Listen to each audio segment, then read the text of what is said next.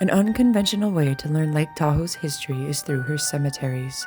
The Tahoe Pioneer Cemetery stands testament to these days of old. While on a tour of the Tahoe Pioneer Cemetery, I learned many new stories. Some stories were sweet, others were spooky. Tours of the cemetery run through the summer and fall. All proceeds raised go to the maintenance and preservation of the grounds. Hi, I'm Melissa Trader. Welcome to the Tahoe Pioneer Cemetery. I am part of the Tahoe Pioneer Cemetery Improvement Committee. We're an advisory committee to the city, and we help advise the city on preserving and restoring this beautiful cemetery. The earliest burial was in 1866, and the last burial here was in 1959. Until 1859, the very first resort was built on the lake right here in Tahoe. The entrance of Secret Beach was where the very first resort was built. It was called the Lake House Hotel, and the Lake House Hotel was built by some entrepreneurs who thought that the Transcontinental Railroad was going to come through to Tahoe, and they thought what a great stopping point this would be. Unfortunately, they were mistaken, and the Transcontinental Railroad did not come through Tahoe. They decided to go ahead. They were too far deep into the project, and they went ahead and built the resort anyway, and it became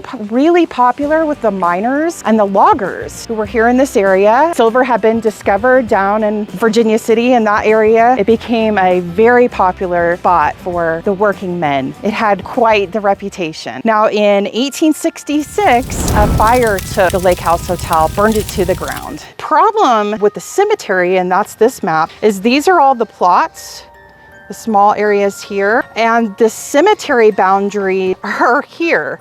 So when they went and did the plot lines and the roads, they did not follow where the cemetery boundaries are. Our fence is on 2, 3, and 4 plots. You can see that it extends on lots 1 and 5, which is on either side now of the fences. So we believe there's probably burials underneath both of these areas.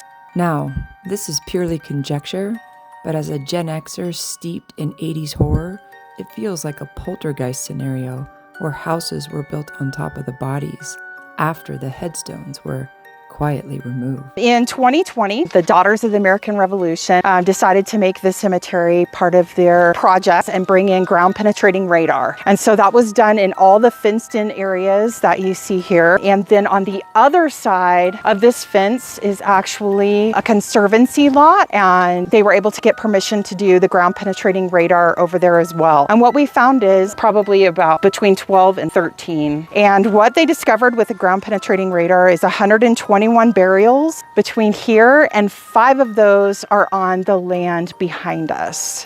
Now the cemetery tours whisper the scandals the town tried to bury, yet some secrets don't stay dead for long.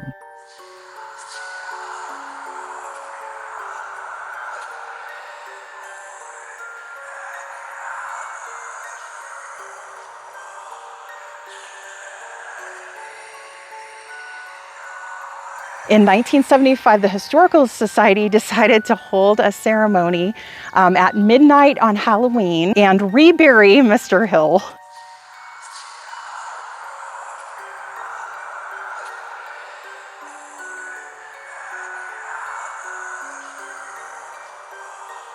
Richard Peter.